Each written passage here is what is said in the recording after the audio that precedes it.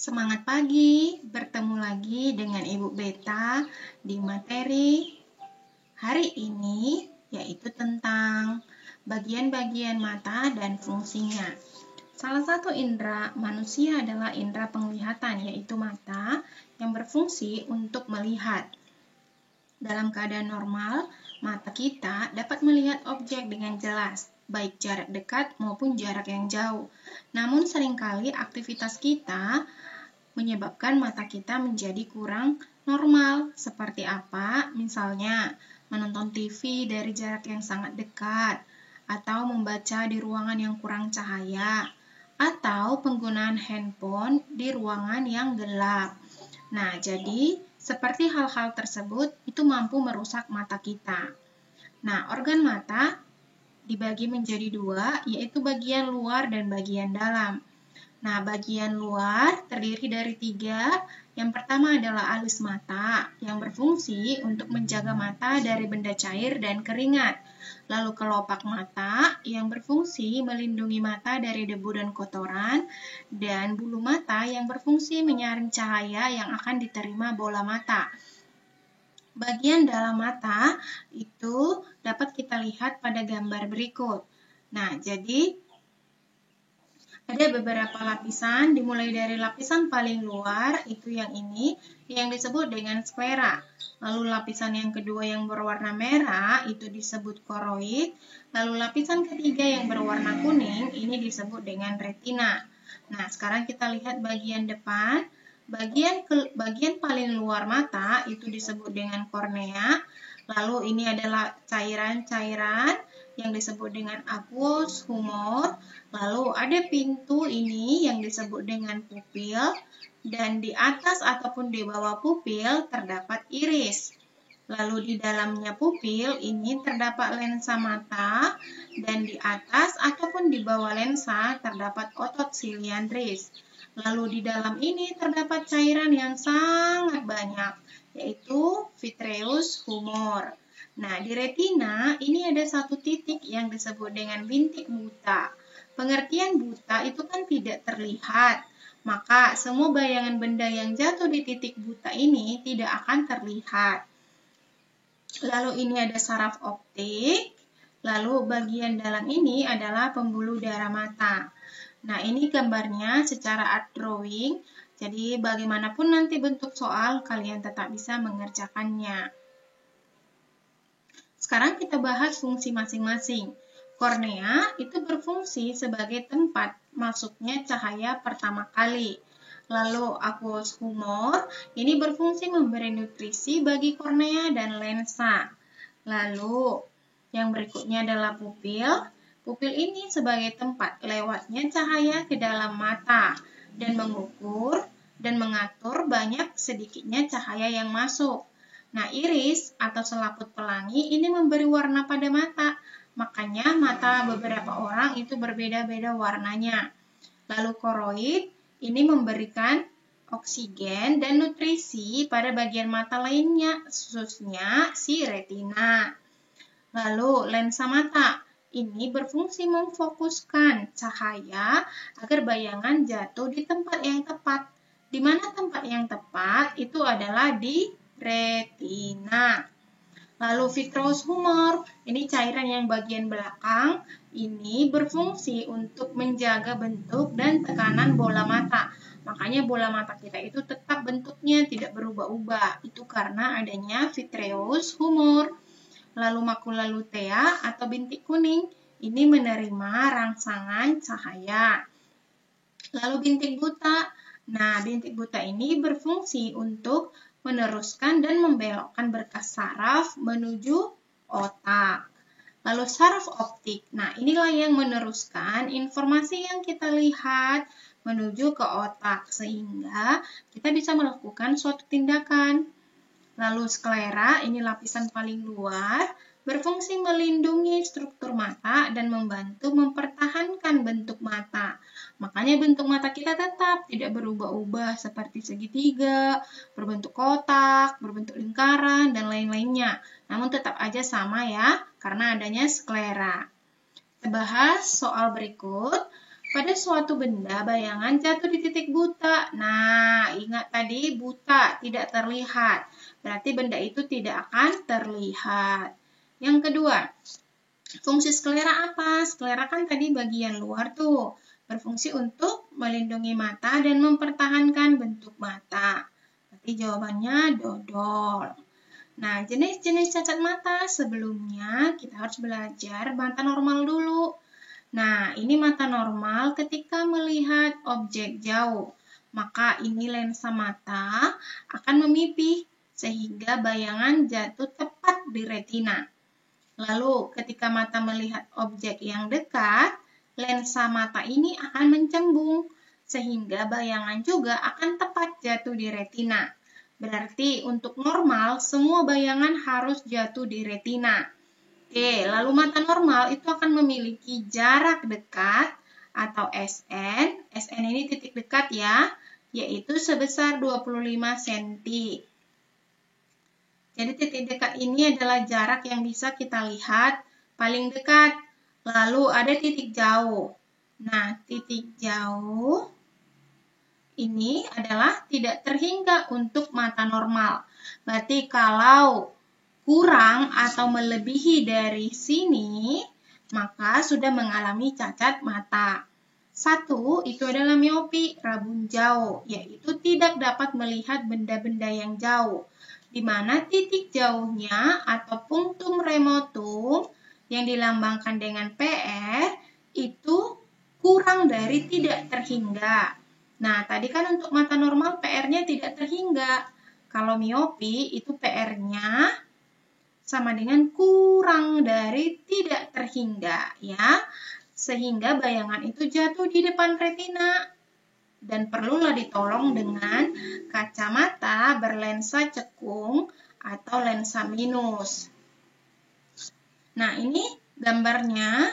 Kalau bayangan penderita miopi itu jatuh di sini, sebelum retina. Jadi retina di sini. Padahal mata normal harusnya jatuh tepat di retina. Nah, setelah penggunaan lensa cekung, kita perhatikan bayangan sudah jatuh tepat di retina. Oke, kekuatan lensa untuk miopi dirumuskan dengan P sama dengan min 1 per PR. Ini PR-nya bila dalam satuan meter. Lalu, apabila PR-nya nanti dalam satuan senti, maka gunakan rumus P sama dengan min 100 per PR.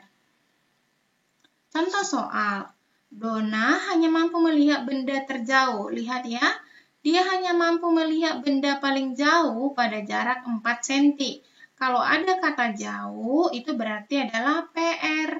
Diketahui PR-nya 4 cm, berarti Dona penderita miopi ya, karena diketahui titik jauhnya.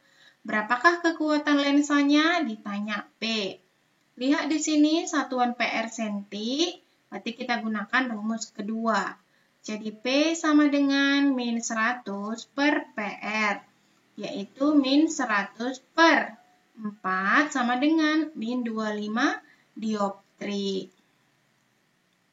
Yang kedua, Ulzana tidak bisa melihat benda jauh tak hingga dengan jelas. Lihat ya, dia tidak bisa lagi melihat benda tidak terhingga. Padahal tadi harusnya normal bisa ya. Berarti ini tidak melihat benda barang jauh, benda jauh. Artinya, Ulzana menderita penyakit miopi. Dia memeriksakan diri ke dokter dan untuk mengatasi itu harus menggunakan kacamata kekuatannya min 1 per 5 dioptri. Berarti diketahui P-nya min 1 per 5 dioptri. Ditanya berapakah titik jauhnya? Titik jauh adalah PR. Oke, tadi rumus P itu adalah min 100 per PR. P-nya diketahui ini min 1 per 5 sama dengan min 100 per PR. Min-nya bisa kita matikan, lalu kita kali silang. 1 kali PR itu PR, lalu 5 kali 100. Berarti sama dengan 500 cm.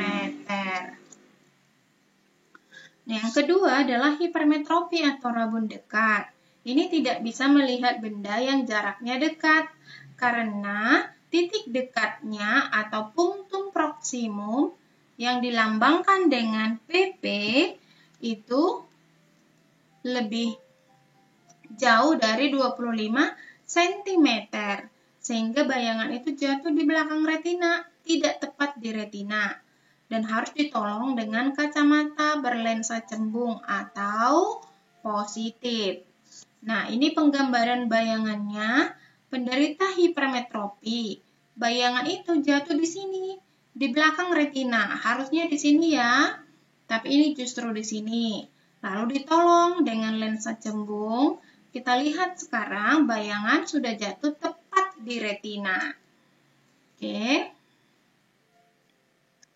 Yang berikutnya, kekuatan lensa untuk hipermetropi, yaitu P sama dengan 100 per SN dikurang 100 per PP.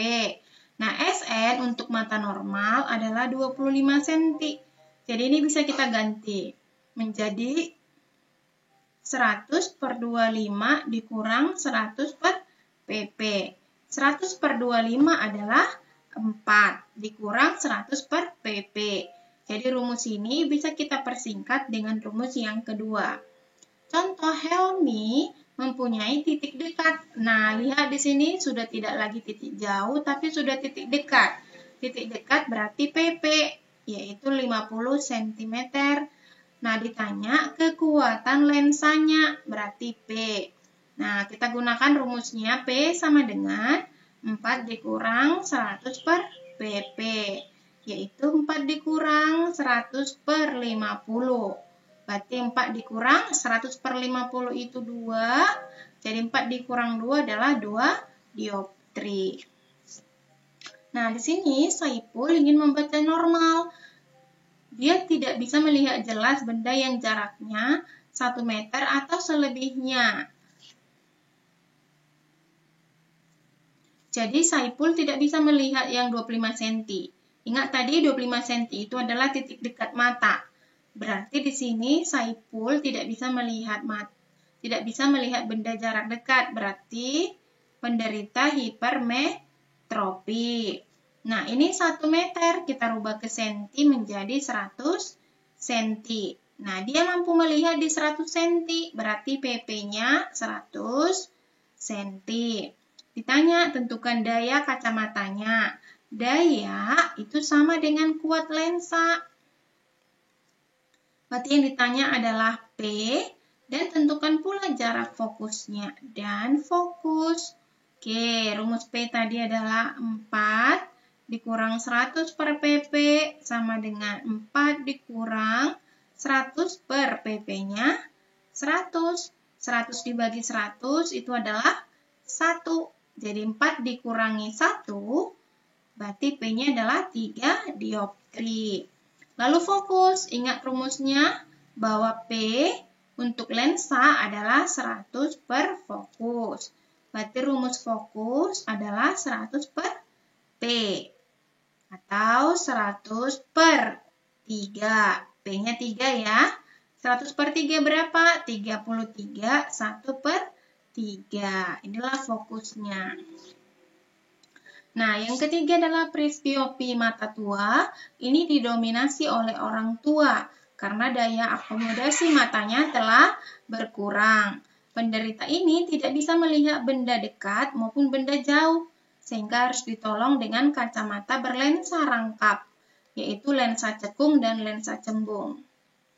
Yang keempat, astigma. Ini cacat mata ketika cahaya yang masuk ke mata itu tidak terpusat, sehingga harus ditolong dengan kacamata berlensa silinder. Nah, ada juga cacat mata karena penyakit, yaitu glaukoma.